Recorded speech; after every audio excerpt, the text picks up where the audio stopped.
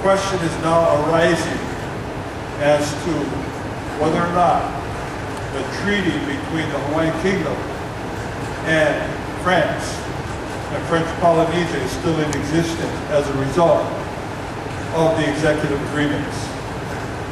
And if the treaty is still in existence, then they're calling for that question as to the United States' existence here in Hawaii being issued. And they're raising it in the United Nations. And that's why they asked Dr. Kealusai to fly to the United Nations as part of the delegation for French Polynesia. Now, Senator Ari'i Hau is a senator in the French Parliament along the same lines as Senator Inouye and Senator Akaka is with the U.S. Congress. They're calling for the question and asking Senator Inouye and Akaka to answer that question on the treaty that's in existence, because they're saying the treaty is in existence. Whoa.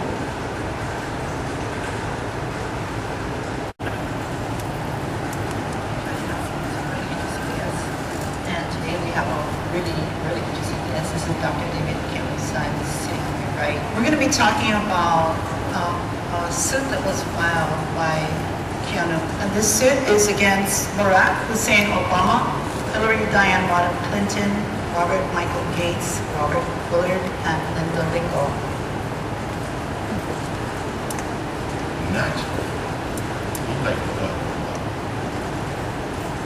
Only to realize they're actually kidnapped.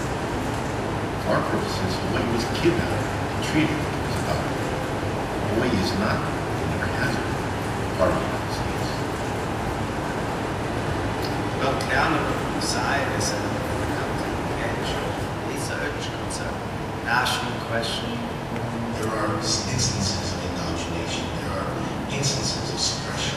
He's just a great talker. He's just fun to listen to. I mean, people urging you to watch a PowerPoint. Like, you don't really hear that very often. I'm not looking at Hawaii's history through the ethnic lens. I'm not looking at Hawaii's history through the cultural lens. I'm looking at Hawaii's history as a political scientist. He gave a presentation which again was like blowing my mind because it was so different from the others and brilliant in the way it was arguing. I thought we were part of the United States. I served in the military. I was fine with it. But once you start to entertain the idea that maybe you're not an American, maybe I am in the wrong American, it starts to play with you. His scholarship, I think, is light years beyond what many, I think, had ever imagined it would be. Now, what I'm going to present to you is a history that you may not know. Back in the 19th century, there's actually a country called the Hawaiian Kingdom that had embassies all over the world, that had a U.S. embassy in Honolulu. 1840, we have our first constitution, a Supreme Court, a Parliament, a Bill of Rights. The President has afforded full recognition on the part of the United States of the independence of the Hawaiian government. Basically, it's the first instance of a non-Western political entity to become recognized as a state. And now we get to the most critical time in the history of Hawaii, namely January of 1893. In January 1893, a small group of insurgents conspired with the U.S. minister and U.S. naval forces to illegally overthrow the government of the Hawaiian Kingdom. Standing in Honolulu near the Iolani Palace, they read this proclamation claiming to be the new government with the guns behind them. American Ambassador Stevens recognized them as being the government, which of course was completely ridiculous because how can you recognize a group of 30 people who hang out in front of the government building and say they're the government? But he did because that was the whole deal, that was the whole conspiracy to do, right? The New York Kalani, she knew the rules, she knew the game, she knew international law. And it becomes crystal clear who is right and who is wrong. The executive agreement takes place between Queen Okalani and President Robert Cleveland, which settles the dispute. What you have here are two binding agreements, which according to U.S. federal law is the supreme law of the land, and according to international law are binding treaties. So Willis goes to Dole and says the president wants you to step down and put the queen back on the throne, and Dole refuses. He needed to have used force against Dole to remove Dole then from office, and he didn't. The United States was greatly at fault there. became very, very obvious to everybody in America that the Hawaiian nationalists did not want this annexation at all. But they can't get the two-thirds majority. So, 2 attempts at a treaty, 1893, 1898, both attempts failed. The Spanish-American War breaks out in Cuba, which has nothing to do with Hawaii, and now we have to annex Hawaii as a war measure. I mean, Hawaii could no more become a part of the United States through Congressional Act back in 1898 till today. Then the United States Congress can pass a law saying Iraq is a part of the United States now. These historical events have profound ramifications on today's present relation to Hawaii. So I have to start it at the very top. Hit the very top, which is President Barack Obama, who is the successor of President Kennedy. They need to go line by line and refute it. That's what I want to see. And I know they can. I received a call from my mom that my grandmother in Hawaii was a tutu. My tutu got ill with cancer. She just said to me, promise me, Kevin, that you will know your genealogy. She says, when you know your genealogy, you will know who you are and what you need to do. I don't present an argument, all I'm doing is presenting an issue. And I believe that because we've been indoctrinated into believing something that's not true, we should interrogate that issue. 100 years of lies is now diminishing.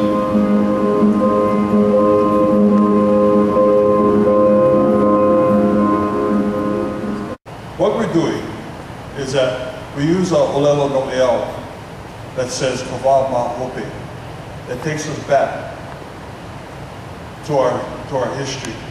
In order for us to move forward, we have to look back to our history in order for us to move forward into the future. Okay?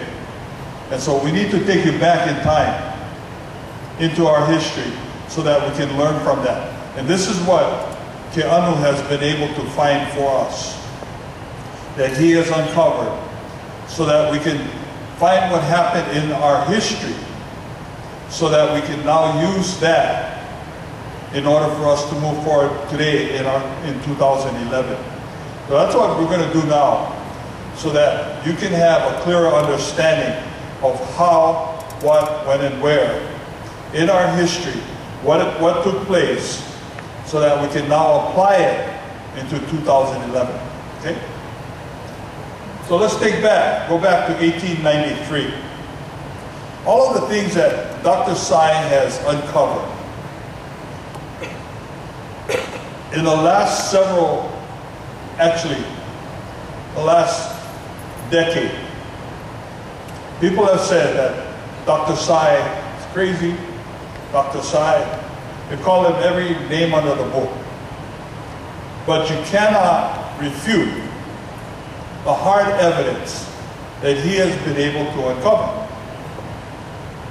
Hard evidence. And as a result of that, in his dissertation committee was unable to refute all of these evidence. And that's how he was able to get his PhD as a result of that. Okay? So as a result of getting his PhD, this is what we found.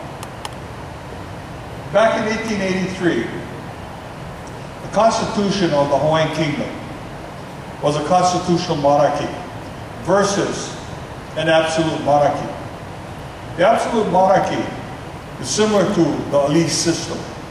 The Ali'i system where you made the law, you were the one that executed the law, and you were also the executioner.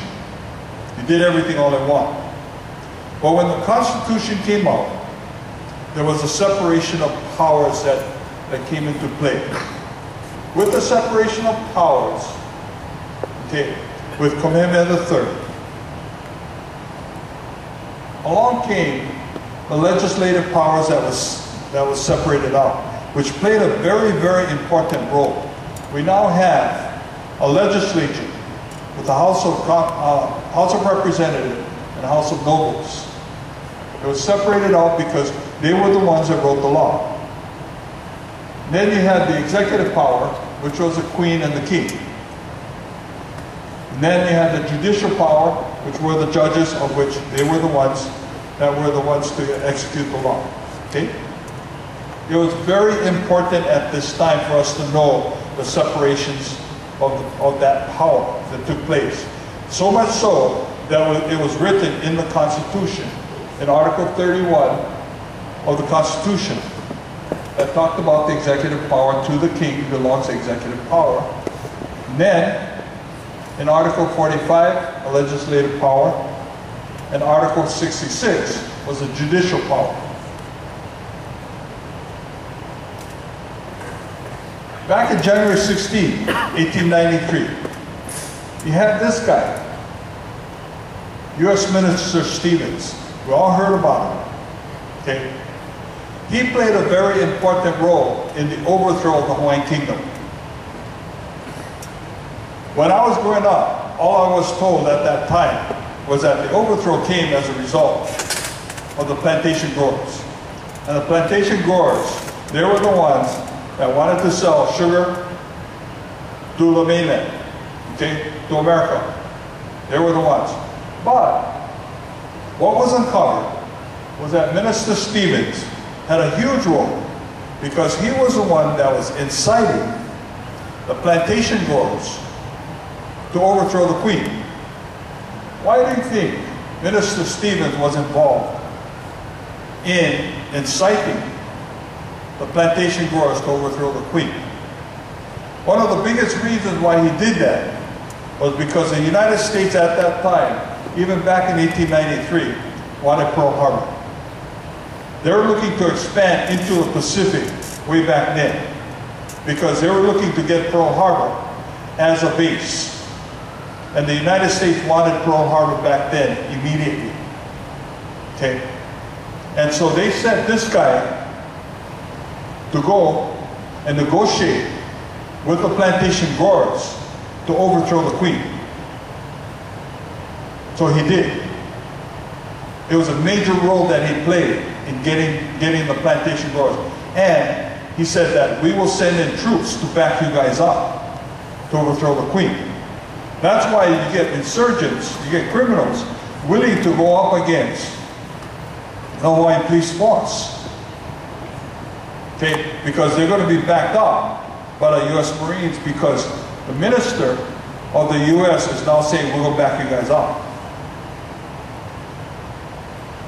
So now what happens is that he sends in the troops on the USS Boston to land in Honolulu. And so Minister Sam Parker from Parker Ranch, he's a minister of Foreign Affairs, and he is surprised that the U.S. is landing troops in Honolulu because it's against international law, along with the governor of Oahu. And so what they're doing is that they order the troops back onto the ship because it's illegal. The United States is landing foreign troops on foreign soil. It's as if we take foreign troops and land them in Korea without Korean permission. Same thing that happened. So Minister Parker orders U.S. troops back onto the ship, but they ignored that order. Okay, and it caught the Hawaiian government off guard because they were not expecting that to happen. So we have this gentleman here, Marshal Charles Wilson, who was the head of the Honolulu Police Department. He was tracking the insurgents, the criminals. And so he was ready to go and arrest the 30 insurgents that were held up in what we knew of as a post office right across the street from Iolani Palace. And this is where the Marines took up positions, okay, from Honolulu Harbor. They marched up with cannons and Gatling guns and took up positions to protect the 30 criminals that were held up in that building. So Marshal Charles Wilson was ready to go and arrest the 30 insurgents that were there. Now, Marshal Charles Wilson, he's a Hawaiian national, okay? But he's half Haole and half Tahitian. And he's ready to die for the Queen. And he's ready to take on the Marines with the Honolulu Police Department. But to go arrest the 30 insurgents, the 30 criminals. But remember, in that 5-minute clip, you had some of the doctoral candidates and some of the doctors from UH, they said that Queen Liliuokalani was very, very well versed in international law. Okay, and we also talked about the separation of powers. This is where her understanding of international law comes into play. We know Queen Liliuokalani really well by writing all these beautiful songs. She wrote Aloha Oi, she wrote the Queen's Jubilee, she wrote plenty of beautiful songs. But the mistake that we make today is that we don't look at Queen Liliuokalani as probably the best statesperson that we have ever had in Hawaiian history. Many of the Hawaiians today don't know that. And so we need to put her up there as one of the best, if not the best statesperson we have ever had. Because this is what she did with her understanding of international law. She did this. Growing up, I was told that the Queen abdicated her throne. And she left the Hawaiians so that the US could come in. That never happened. That never happened because what she did on the separation of powers, remember I showed you that? She temporarily assigned the executive power to the President of the United States. For the President to investigate the United States' role in the overthrow of the Hawaiian Kingdom under international law. She threw the monkey back on to the United States. Okay? And so this is why not only did she protest the United States rule, but she also calls for the President to temporarily take over her position as Queen of the Hawaiian Kingdom and temporarily assign that position to the President. And then upon completion of that investigation to return that power back to her temporarily. Okay? That's a big move. See, but we were never taught that when we were growing up. The problem is that President Harrison is part of a conspiracy because he